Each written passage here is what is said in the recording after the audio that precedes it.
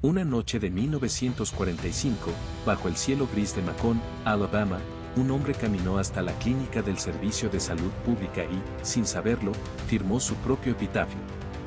Ese mismo día, el médico que lo recibió le dijo que su sangre estaba sucia, pero que pronto recibiría una cura. Lo que el hombre nunca escuchó fue el eco de un experimento que la historia quiso enterrar. Si llegas al final de este episodio, vas a entender por qué esto fue silenciado durante décadas. Quédate. Desde la Gran Depresión hasta la Segunda Guerra Mundial, la ciencia estadounidense buscaba respuestas rápidas y baratas y encontró una población vulnerable dispuesta a ofrecer su sangre por el bien de la nación. El estudio de sífilis de Tuskegee, lanzado en 1932, surgió como una promesa de curar una enfermedad que devastaba a los afroamericanos del sur. Pero lo que empezó como una investigación médica se transformó en una pesadilla de 3 décadas, donde la vida humana fue tratada como una tabla de datos. Los investigadores, bajo la tutela del Servicio de Salud Pública, eligieron a 399 hombres negros, ya diagnosticados con sífilis, y a 201 hombres sanos como grupo de control. Los seleccionaron entre los trabajadores agrícolas que acudían al centro del Instituto Tuskegee, una institución que, en apariencia, ofrecía educación y salud a una comunidad marginada. La promesa de una atención gratuita ocultaba una agenda más siniestra: observar la progresión natural de la enfermedad sin intervenir. El estudio se mantuvo en secreto, protegido por la autoridad del gobierno y la complicidad de médicos que, bajo la bandera de la investigación, ignoraron el juramento hipocrático. En 1932, el Dr. Taliaferro Clark, director del Servicio de Salud Pública, firmó el primer protocolo que permitía la observación sin tratamiento. Cuando la penicilina se convirtió en la cura estándar en 1947, los investigadores decidieron, una y otra vez, que la cura no formaría parte del experimento. Así, la promesa de una medicina salvadora se convirtió en una trampa mortal que duraría hasta 1972. Entre los hombres que confiaron su vida a esa farsa, surgieron nombres que hoy resuenan como gritos silenciados.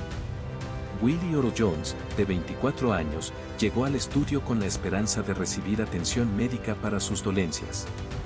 Su esposa, Clara, notó cómo su piel se tornaba grisácea y sus articulaciones crujían como madera, pero el médico solo le recetó aspirinas y le dijo que el mal de sangre era inevitable. John D. Dedes, otro de los participantes, vivía con su madre en una choza de madera.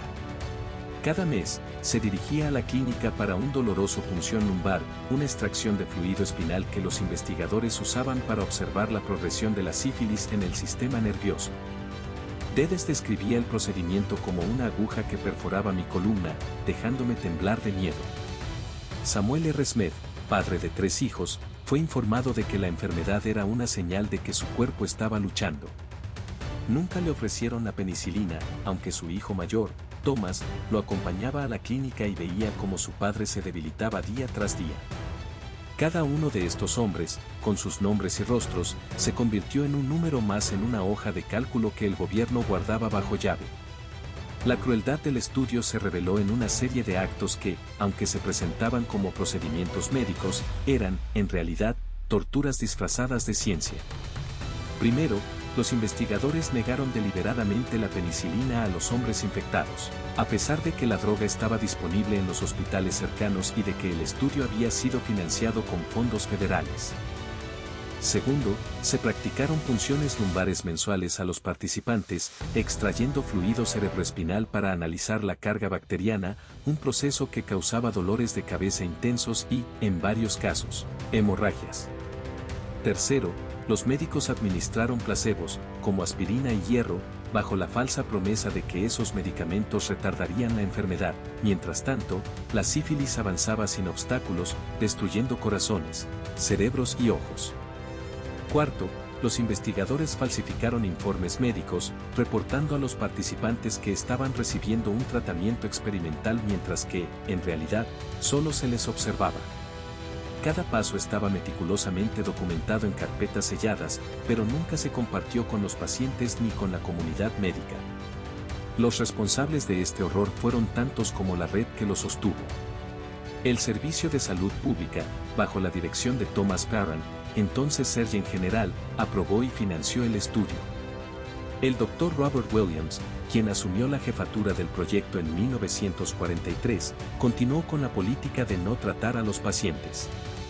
El Dr. John Haller, jefe del Departamento de Venereología del servicio, fue quien diseñó los protocolos de punción lumbar y de seguimiento. El Instituto Tuskegee, liderado por el Dr. Edgar R. Love, facilitó el reclutamiento y la logística, a cambio de una colaboración que nunca cuestionó la ética del experimento. Cuando la prensa comenzó a husmear sobre el estudio en la década de 1960, el Departamento de Salud Pública archivó los documentos, los clasificó como confidenciales y los mantuvo fuera del alcance del público. En 1972, un informante anónimo filtró los registros a la prensa, desatando una ola de protestas que obligó al gobierno a cerrar el estudio. Sin embargo, los documentos originales permanecieron sellados durante años, y los sobrevivientes solo recibieron una disculpa oficial en 1997, cuando el entonces presidente Bill Clinton reconoció públicamente la injusticia. Lo que viene ahora es la parte que los archivos oficiales intentaron borrar para siempre. No te vayas. Los experimentos que siguieron al cierre del estudio revelan la profundidad del encubrimiento. Primero, el Servicio de Salud Pública continuó monitoreando a los hombres que sobrevivieron al estudio, enviando a enfermeros a sus casas bajo la excusa de visitas de salud rutinarias, mientras recopilaba datos sobre su estado de salud sin su consentimiento.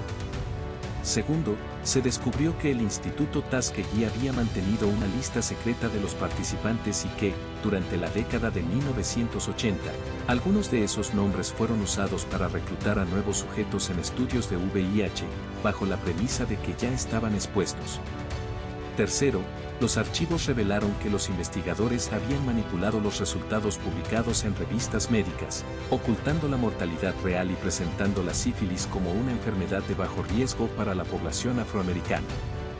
Cuarto, se encontró una correspondencia interna entre el Departamento de Defensa y el Servicio de Salud Pública, donde se discutía la posibilidad de usar los datos del estudio para desarrollar armas biológicas dirigidas a comunidades vulnerables. Cada una de estas revelaciones muestra una conspiración que no solo violó la ética médica, sino que también utilizó a los cuerpos de los hombres como instrumentos de poder y control. El encubrimiento fue tan meticuloso como la propia experimentación.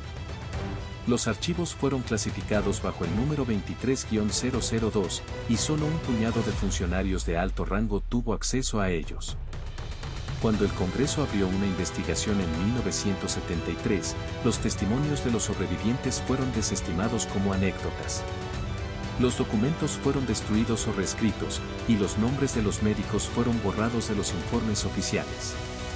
Solo en los años 90, gracias a la presión de grupos de derechos civiles y a la labor de historiadores como Dr. Susan Ridorby, los registros fueron desclasificados parcialmente, revelando la magnitud del fraude. Lo que estás a punto de escuchar nunca fue confirmado oficialmente. Pero los documentos existen. Y los tenemos. La revelación final nos lleva a la justicia tardía y a las cicatrices que aún persisten. En 1997, el presidente Clinton firmó una disculpa formal y ordenó que a los sobrevivientes y a sus familias se les ofreciera tratamiento médico gratuito. Sin embargo, la compensación llegó demasiado tarde para muchos, la mayoría había perdido la vida, y los hijos quedaron con traumas psicológicos profundos. En 2010, el Departamento de Salud y Servicios Humanos aprobó una compensación de $10 millones a los sobrevivientes y sus descendientes, un gesto simbólico que nunca pudo reparar los daños. A nivel institucional, el caso de Tuskegee impulsó la creación del Código de Nuremberg para la investigación en seres humanos y la promulgación de la Ley de Protección de los Sujetos Humanos en 1991, que exige el consentimiento informado y la revisión ética de todos los estudios. Aún así, la sombra del experimento se extiende hasta hoy, los descendientes de los participantes siguen enfrentando desconfianza hacia el sistema de salud, y los investigadores continúan debatiendo la moralidad de estudiar enfermedades sin ofrecer tratamientos. La historia de Tuskegee no es solo un relato del pasado, es una advertencia viva sobre los peligros de la ciencia sin escrúpulos y del poder que se esconde tras los muros de los hospitales. Cada vez que una comunidad vulnerable es reclutada bajo la promesa de atención gratuita, el eco de los gritos de Willie Jones y John Dedes resuena en los pasillos de la medicina moderna. Si este episodio te abrió los ojos, dale like ahora. Cada like nos permite seguir desenterrando historias que el poder quiere enterrar para siempre. Suscríbete y activa la campana para no perderte el próximo episodio de Leyendas Aterradora. La oscuridad tiene más secretos. Y los vamos a revelar.